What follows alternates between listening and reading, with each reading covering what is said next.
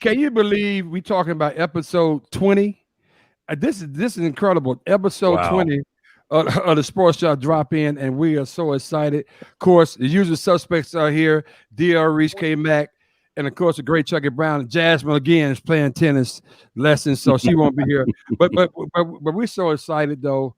A guy who I'm meeting for the first time, but I admire for a long time. A guy grew up in Raleigh. We're talking about another in-law alumnus, man. Did big work there and moved on and finished up at NC State alumnus right there. And of course, NBA draft pick to the Seattle Supersonics and stayed there for a long time, several years in the NBA, being a coach there and coached so many other places, including the coach for the Olympic team. We're so excited and really elated to have the great Nate McMillian. Good afternoon, Nate. How you doing, brother? The great, oh my goodness! You gotta call me back more often. You gotta call me more often. He said, I'm doing good. I'm doing good. And again, thanks, shout out to Chucky for making this happen for us. Nate, we do this drop in where we just drop in on people, man. Just have really just interesting conversations, just about life. But just I'm gonna start there first. You went to Chowan to end up in NC State. Just talk about a little bit about your journey and how. I mean, and you one of the most respected coaches in the NBA, and just talk about how you got there and the process of getting to where you are now. Hey, what a journey it was. I mean, we have to go way, way back. Growing up in Raleigh and growing up NC State fan, was not a UNC fan by no means. I know you represent the Tar Heels, but look, I have a great deal of respect for them. Growing up, NC State was the school, the team that we watched around here and we support. The NBA was on television, but all the kids really wanted to grow up and play for North Carolina State University. And one of the guys who I had an opportunity to coach his son this season, Tony Warren, was one of the first guys in our community to be able to play ACC basketball. And ACC basketball was like, if you made it there in our community, it was like making it to the NBA. So just growing up with that dream of, playing ACC basketball and having the opportunity to get recruited by Coach Valvano, after the championship season was it really was a blessing. I went to Chowan, I graduated from Enloe High School where we had some great players, a lot of talent in this community in the city of Raleigh. Growing up, Danny Young, Anthony Rogers, Gerald Peacock, Peacock, yeah. Billy Williams. It was just so much talent around when I was growing up that I would always go up to Lions Park, which is where, community that I grew up in. And those guys would come up there and play. And I would sit on the sidelines and watch them play and, just wait for the opportunity to get a chance to get out there and play with them. And they wouldn't let me play until they was done. Everybody was tired. Everybody was tired. And, they needed another man to another guy to, play some more 5-on-5. But, growing up, we played all sports during that time. And this was a rich Raleigh was rich in basketball, a lot of talent growing up during that time, and has continued to produce a lot of talent in our community. But went from Chowan, was able to get a scholarship for North Carolina State University. NBA was not a dream of mine. Playing ACC basketball was, and I got the opportunity to get drafted and, get a career in the NBA. I spent 19 years in Seattle, playing and coaching, and then went on to Portland to spend 7 years. And I've spent the past 7 years in Indiana. Wow. Unbelievable. Matt, go ahead, Chucky. Yeah, that's that's an awesome resume there. Now, the question I have for you probably is a little bit, probably should bring it a couple minutes later, but I just want to ask you, like, with everything that happened with the coaching thing, if, like, say, because as I look at it, when Steve Nash got the job and after they had let you go, I was like, if I'm Steve Nash, first person I'm on the phone with is Nate McMillian, right? Mm-hmm. So now, if Steve Nash called you, would you take that job? Because I think you'd be a perfect fit there because he's going to need someone with head coaching experience there because he has none. You know what I'm saying? Like, I'm all for former players getting them jobs. But if you're going to be a former player with no experience, you need guys around you that, that have been there. So if Steve Nash called you, would you be interested in going to Brooklyn with him? Well, Chuck, what I would look at, I don't have, I would consider being an assistant again. Right. But, I haven't given up on the head coaching Okay. opportunity. So if that opportunity comes, whether it's head coaching or an assistant position, I really will look at the organization, and Okay. I need to know their plan, and Right. what their plan is for the future, Right. and to see if I fit Mhm. with that plan, because the game has changed so much since you and I played, Right. and it's really a college league. Right. The NBA has gone from really more of a men's league to really college basketball. Most of the players Right. in the league now between 20, 27 Mhm. years old. They're coming out of college after their first year. So you have a lot of 19, 20, 18, 19, 20-year-old young men in the NBA. Mhm. And the game has just changed, it's really changed. So the system that a organization is trying to create is very important. Okay. They often call me old school in Right. the way that I coach and my beliefs, and I am. I still Right. have that in me. There's certain things that I believe in, and I just won't sell my soul Right. to going out and having a job and not believing Right. in what it is that organization is trying to accomplish. So, I would much rather, either take an assistant position or, be a little patient and wait for that Right. opportunity to come and see if it comes. But I won't just jump to anything and, Right. just be out there receiving a check. I'm Yeah. not about that. I've never been about that. So Right. it's important, if someone like Nash called and has some interest in, bringing me on board. Right. The first thing I'm going to ask him and the organization, what is your plan? Right. How do you plan to execute Right. this plan? What's the roadmap that you're going to give us or give Mhm. me to execute the plan that you guys have in place? Right. Yeah, I'm glad you said that about being old school because as I watch games today, I think that it's good that some things have changed, but there are some things that have changed that should have stayed the same. You know what I'm saying? So everything didn't need to change about the game. But I think you've proven yourself. As a head coach in the league, I think you've proven yourself. But I just wanted to ask that question because if I was to get hired, even if I did go to NC State and I saw Nate McMillian available, I'd be like throwing my rock. I'd be like, "Yo, come over here." But go ahead, Reese.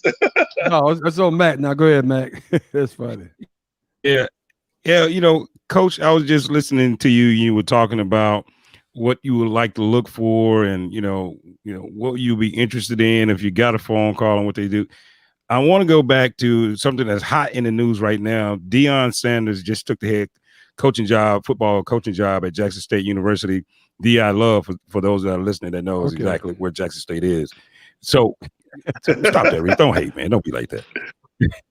But what I wanted to ask, Coach, is just talking about that type of impact and having that type of impact in young people's lives. And then you just mentioned it being a different type of league as a professional league and trying to coach not quite young men. They probably think they are, but not quite young men. Talk about the differences in coaching styles and what it takes to coach people that are, young men that are just still not, they're just not matured just yet. Yeah.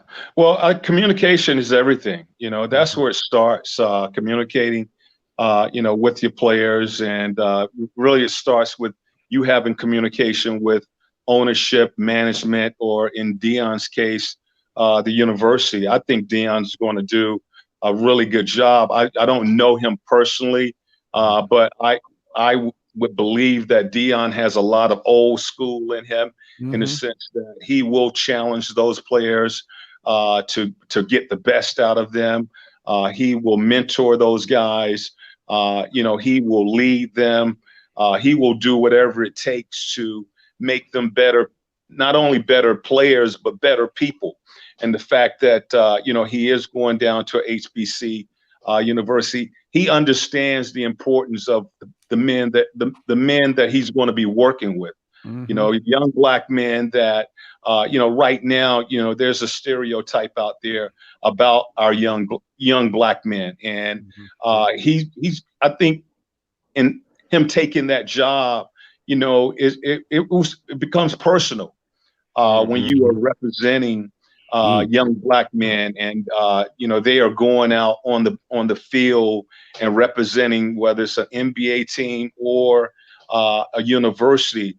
You want those guys to you want to make sure that you have those guys competing and earning whatever it is that they are making, whether it's a scholarship, they're representing a university, they're representing an NBA team. You want people to respect what they do, how they handle themselves, how they carry themselves, how they perform out on that field. And Dion taking this type of job, I think he felt, as he said, this was the Lord led him to this job, and he felt that this is where he needed to be. He could have, I'm sure he could have had a lot of other opportunities at the professional level, college. The college level, and he chose, to go down towards Jackson State. Yep. And coach that at that university. And he's been working with high school, so he feels, as I said, I don't know him, but just looking at him from afar, he feels he's a teacher, and he wants to try to reach these young men at a younger age, because he knows that it's important that someone like himself mentor these guys, coach these guys, and help develop them. Wow, that's outstanding. And again, this is interesting conversation because, Coach, out there, to be honest with you, when we heard about the Pacers letting you go, people were actually shocked. They were blown away. They were like, definitely. It just didn't make sense. Playoff run, and the kids, the young men played hard. You worked with a lot of coaches and worked under a lot of coaches, and if you did you still did you mimic a lot of things that you learned from them? And if you did, to talk about some of the people you work with that you kind of pulled a little bit from those guys and your philosophy going forward. Absolutely. Absolutely. Not only the coaches that I work with, but the coaches that I played for. I think I take something from all of the coaches that I, ever played for, even going back to my Little League coach, Mr. Severance, when I played Little League and I was 12 years old. And the system, we were 18-0 in the Raleigh community Parks and Recreation League. We ended up winning the city championship. But even at that young age, the way he ran his team, and the way that we were coached. I was the only black on that team called the Falcons back then. We played at Lions Park. I took from him. I took from my high school coach, Preston McLean, at Enloe High School. I took from Bob Burke at Shawan, Coach Valvano at State. Bernie Bickerstaff, Casey Jones. And these were men that I played for, but I took a lot from the coaches that I work with. I had the opportunity, just recently to work with, Frank Vogel, who is now in the finals. In the Western Conference Finals, coaching the Lakers. He gave me the opportunity to work alongside him. I think he's a really good coach. He's going to do a good job, and I think they will win the championship, the Lakers. But probably one of the best experience I had was the 7-year run with Coach K and Mike D'Antoni and Coach Boeheim with the Olympic team. We won gold medal in 2008. We won the World Championship in 2010, and then we won the gold medal, the Olympics in 2012. But we had a 7-year stretch where, I was working with, those are Hall of Fame guys, Coach Boeheim and Coach K, and to see how he works and how hard he works and the things that he does to prepare his team, to prepare his staff to win a championship. That was one of the, that definitely was one of the greatest experience that I've had in coaching, and to coach such an elite group of players. The 2008 team had Kobe and LeBron and Durant and Wade. Bosh. It was just. In 2012, we had, the similar players, LeBron and all of those guys. To have such an elite group and to see how Coach K, basically gave us that vision of what we were there for. And then he gave us the roadmap on how we were going to accomplish our goal. That experience, I don't think it gets much better than that. Wow. Good stuff, Chucky. Go ahead. Yeah, that's awesome. That list you was going down, Boeheim and Coach K and and D'Antoni and all those guys. But my question would be about that. Like, as far as you guys practices, like they talked about the first dream team, how competitive those practices were. On that particular team, were the practices at that competitive where they were going at each other like that? You know what I'm saying? Yeah, well, we changed up in 2004. We lost the Olympics. Argentina won the Olympics, and what the Olympic team wanted to do when they assembled the new coaching staff to represent in 2008, they wanted to build a team. So what they did was, all the coaches, all the players had to commit for 3 to 4 years. It wasn't going to be one and done, which is how they pretty much did the Olympics up until that point. They would just select the Olympic team. Those guys would come and play. And they found that, other countries, those guys were playing professional basketball. They were building teams, and we had to start to build a team. We just we couldn't just put names together and go out like an all-star team and try to win, because other countries like Argentina, when they had Ginobili and all of those guys, they were really good. Spain was really good. They had a lot of good countries that had some really good teams. So we had to build a team, and they wanted us to work together for 3 summers. Before we played the gold medal game in 2008. So you had to basically sign a contract to if you're going to coach, you got to commit to 3 years. If you're going to play, they had a pool of players that they were going to select from this pool of players, probably about 30 guys they all would participate during the summer, and then we would select a team before we went to competition. But they felt we needed to build a team, and Coach K was basically kind of, both he and Mr. Colangelo, who is still very involved with the Olympic team, were very involved in setting this whole thing up. So when we played, we didn't practice like they did with the Dream Team. Again, remember I told you the game has changed. Right. Guys don't practice anymore. No, guys don't practice anymore. Right. The game used to be based on W and L's. Okay, right. Wins and losses. Mm-hmm. Now the game is based on workload. Okay, so that W and L stands for workload, not wins and losses. I love that. So you can't work guys like you did back in the 90s when Magic and all of those guys were talking about how hard they practiced. Mm-hmm. And Coach K was aware of that. He knew that we couldn't try to get those guys in shape because we only had a short period of time, like a month, to get ready before we got into competition.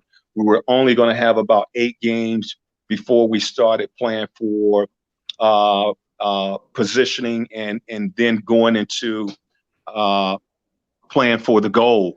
Really, those summers were similar to what I just went through in the bubble with the NBA. A short training camp. You're going to have 1 or 2 exhibition games, and then you're going to go right into competition and get yourself ready for playing for the championship. And, so he did a really good job of, we had some drills and, we really hit the key points that we wanted to work on, defensive things that we wanted to do. Our system, we put in our defensive package. Offensively, it really wasn't much to put in because you got Durant, you got LeBron, you got Carmelo. It's like you really don't have to. I mean, I saw this in a game. We had LeBron, Durant, Kobe on the floor, Wade on the floor at the same time. And Durant was so hot that they went boxing 1 on Durant, and you got Kobe and LeBron.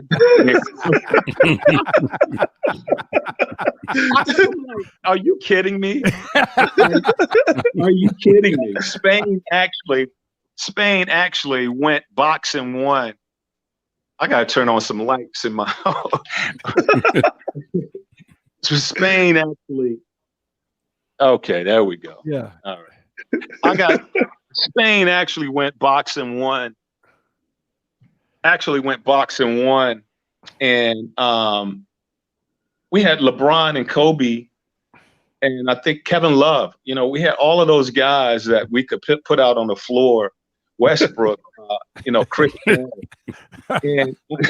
but he was so hot. So we didn't really have to put in a lot offensively.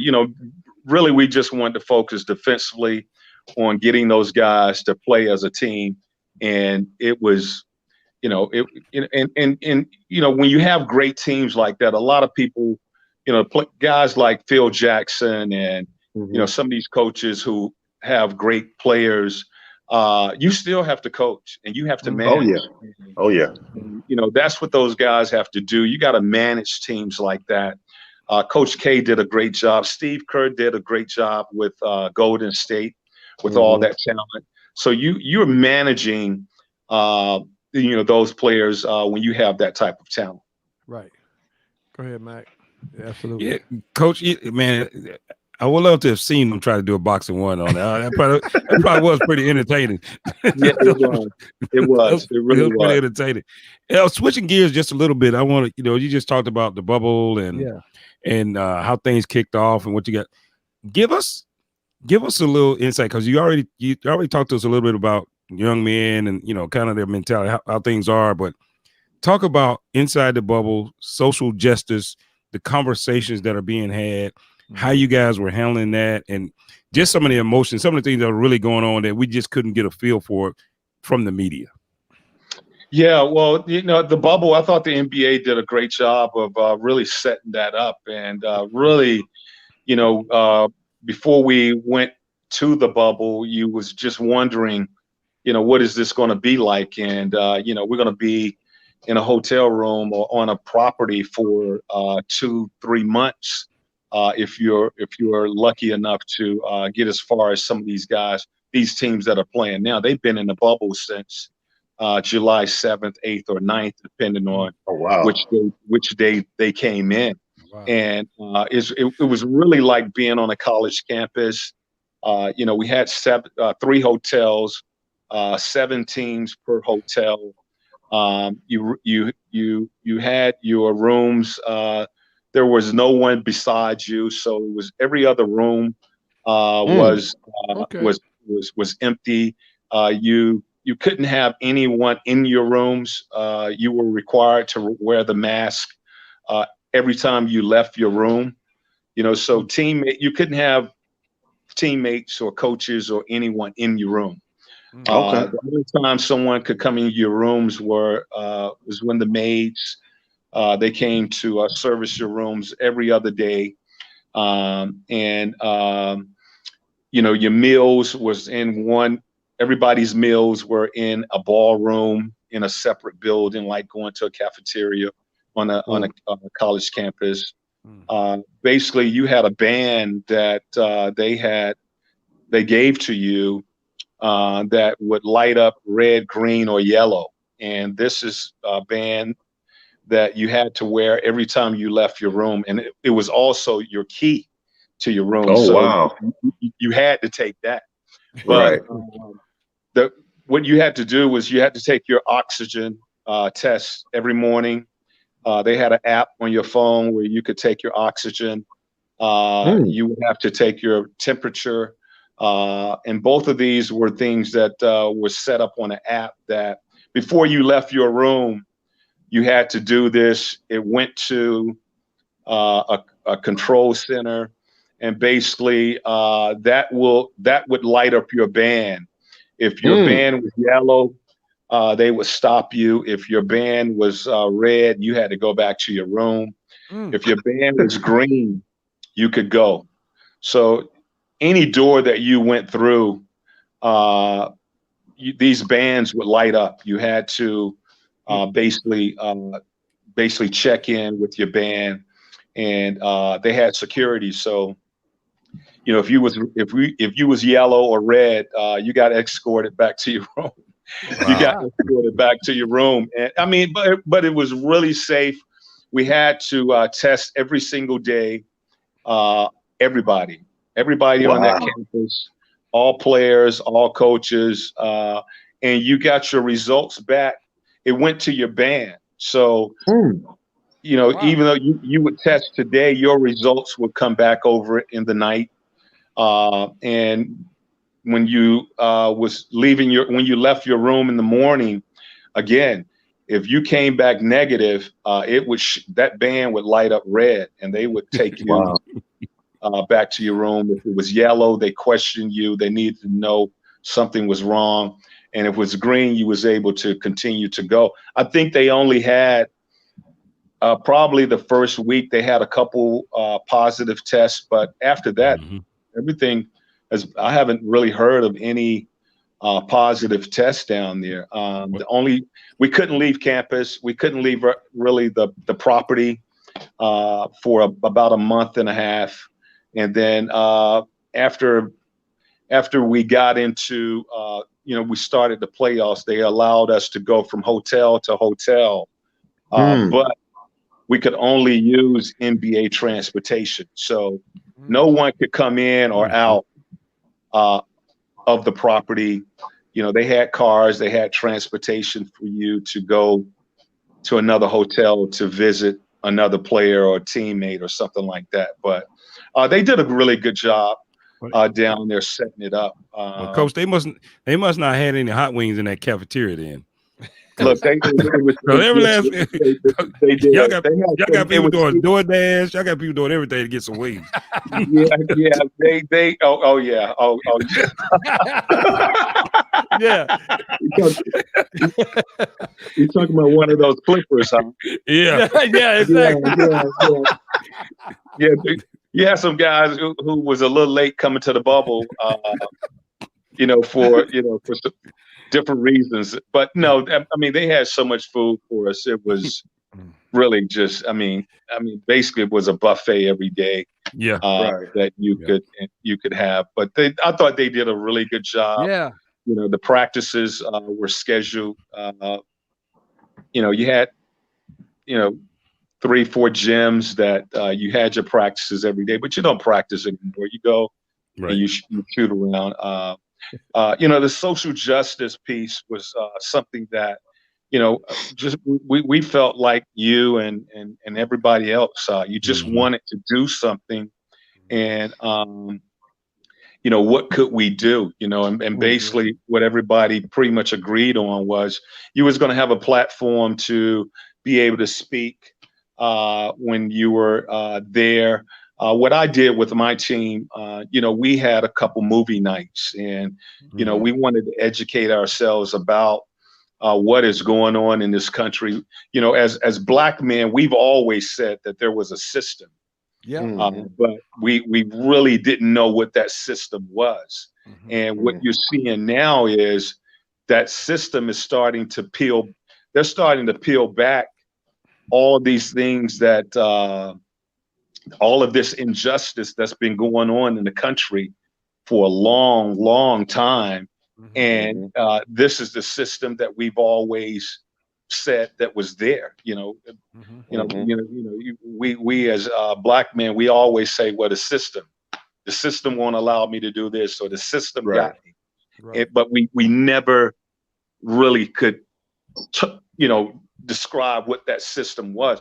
You're starting to see with everything that's gone on in the last 7-8 months, that system is being peeled back and showing itself.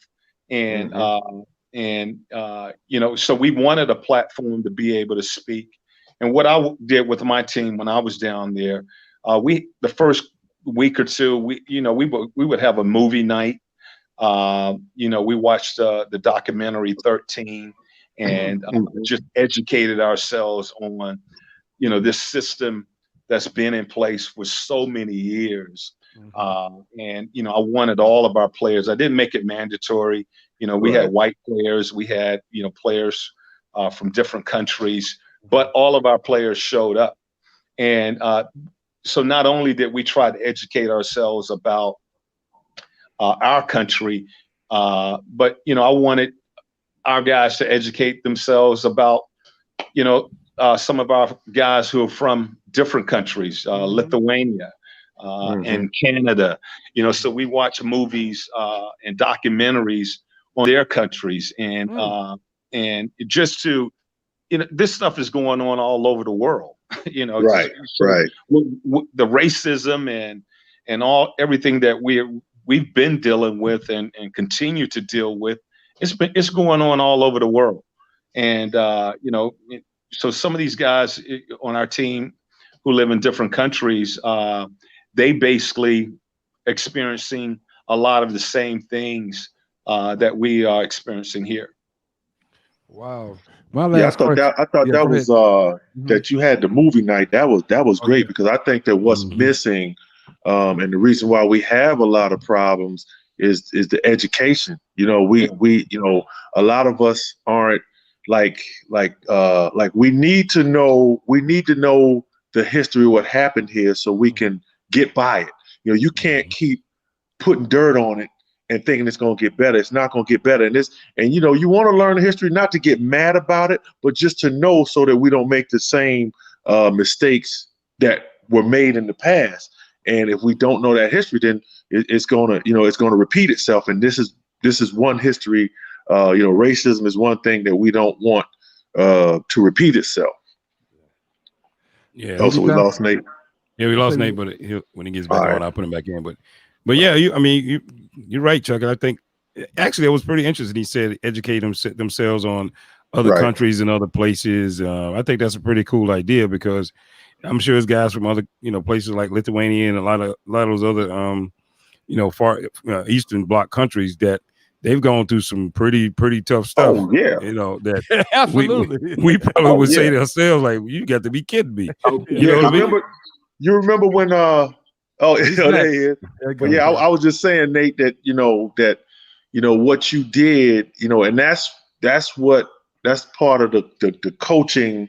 That's a part of the coaching job that's not written up in the job. Those are type of things that you have to do to kind of, to keep your team together and to know what they're thinking and the pulse of your team. So I think that was great that you did that. But I was saying like we need to be educated on what's happened so that we don't repeat that history. Because we already been there. And like I said, some things don't need to change. Some things need to stay the same. Well, the system needs to change. And I think that, the more that we live and the more that we see and the more that we peel those layers that we keep peeling back, I think that we see that. But we also have to continue that fight against the people that don't want it to change. You know what I'm saying? So we have to have that same tireless fight. And I commend you for what you did. I didn't know you did that with your team. That's awesome, man. Well, the bottom line is we got to get, us as Black people in this country, we got to get off our behinds, man, and get involved. Right. And stop waiting for someone to do some things for us, because it's not going to happen. Not going to happen. Okay? It's not going to happen. It hasn't happened in all of these years in my lifetime. And, it's not going to happen. So we got to get involved and pay attention to what's going on in this country. And, that's right. We've kind of sat back and, just let things happen. And then we sit around and we complain about it. But complain about it, right? We know what's happening now, and we got to do even more research, educate ourselves even more. But we got to get involved. We got to get out here and not only everybody's talking about vote. We got to do more than vote, man. That's right. That's right.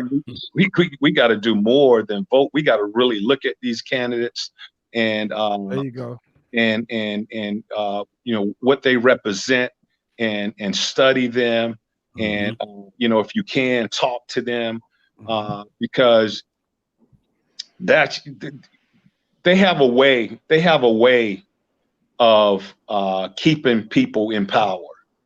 And this country has done it since its existence, man. And we got to pay attention to what's going on. We got to get involved and stay involved if we want to change. And the message that the president was saying back in 2016 was alarming to me right from the beginning when he said that he wants to make America great again.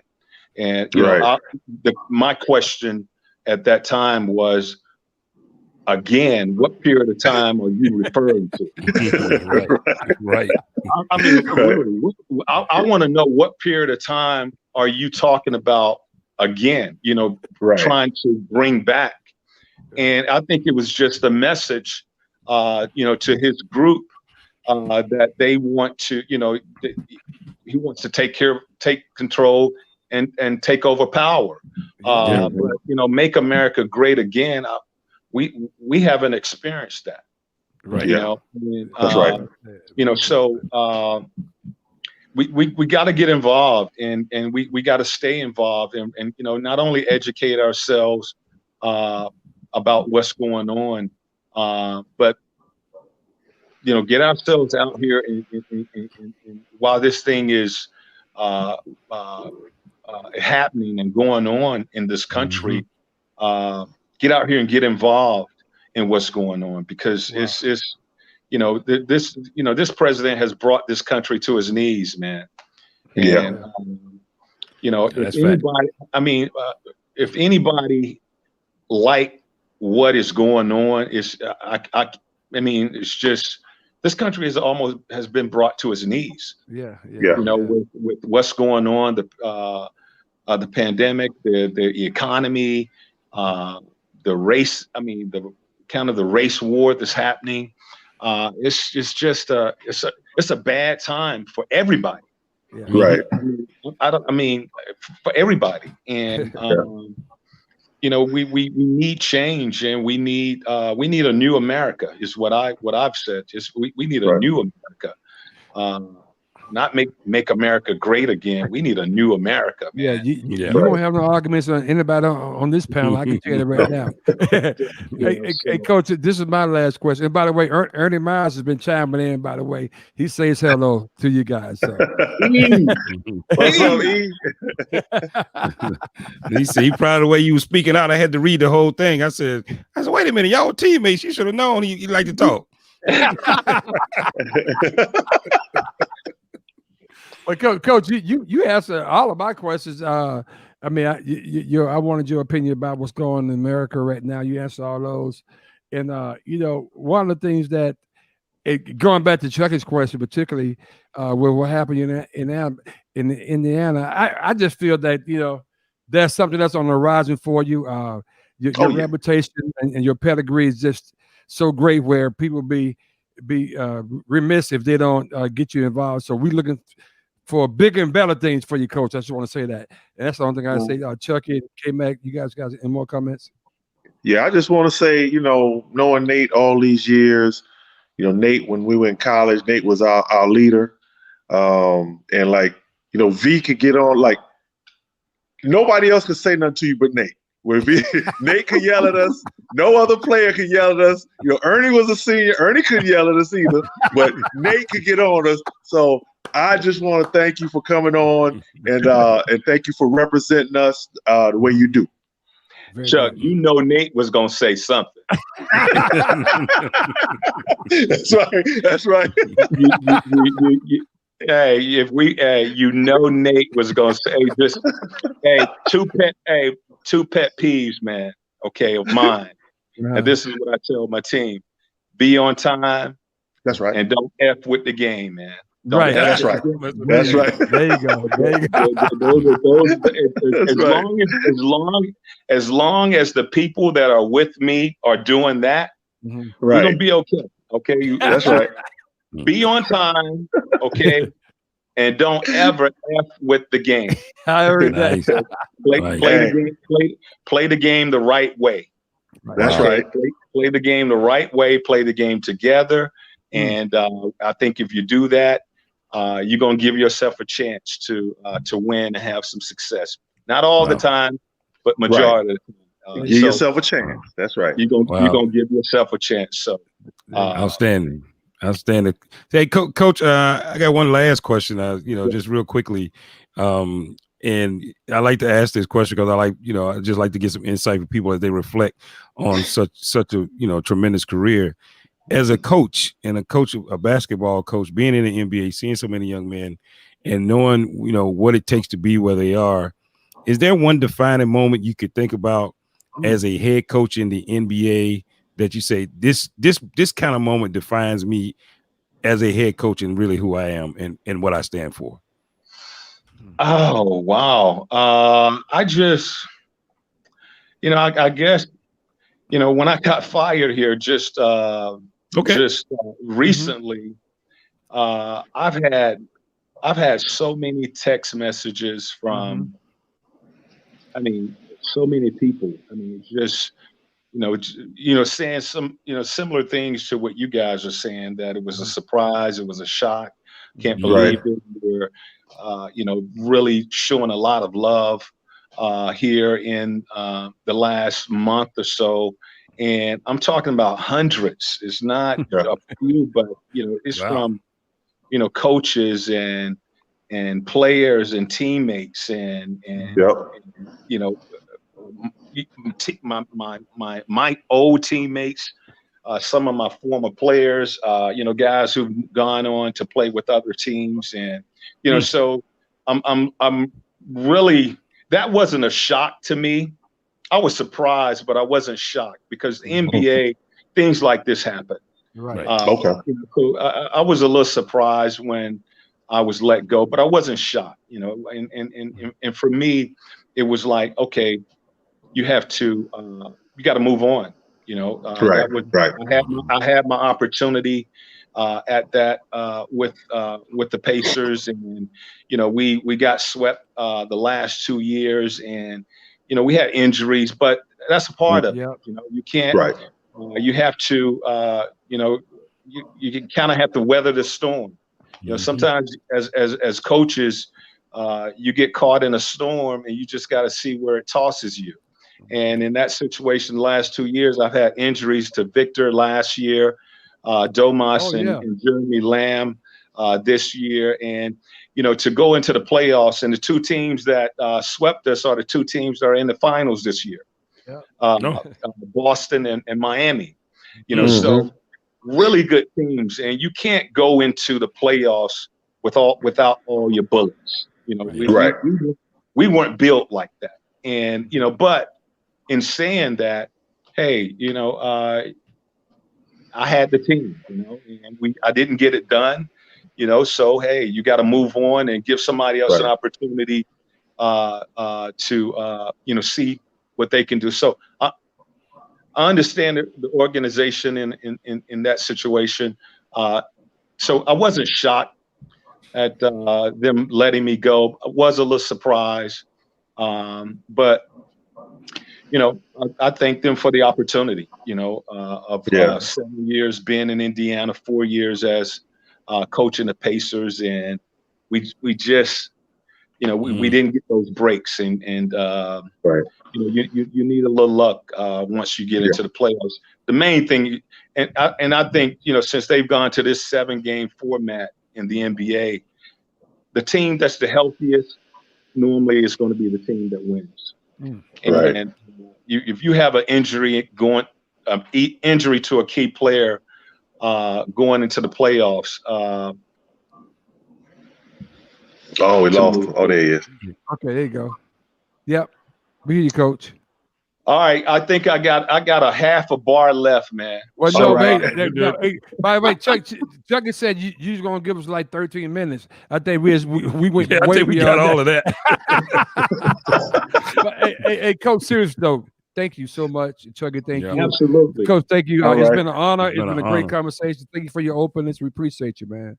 And Chuck, Chuck called me in the bubble, and he said, "Look, Nate, I want you to come on the show, and again, want some in, you want some in. It ain't no effing around, Right. I got it. And I think we was trying to do it on a game day, and It was a Tuesday. Yeah. It was like, right. That's an absolute look. My wife know I don't even talk to her on game day. It's like, all right, brother. Well, be blessed, man. We're gonna look it out for you down the line. No great things gonna happen. We really do appreciate you, brother. You take care. absolutely. Hey, go Pack. Go Pack. That didn't even sound right, did it, Skate? Oh, it sound right. All right, take care. That'll be good, bro. Be safe, stay lifted. All right, Skate. All right. All right. Okay.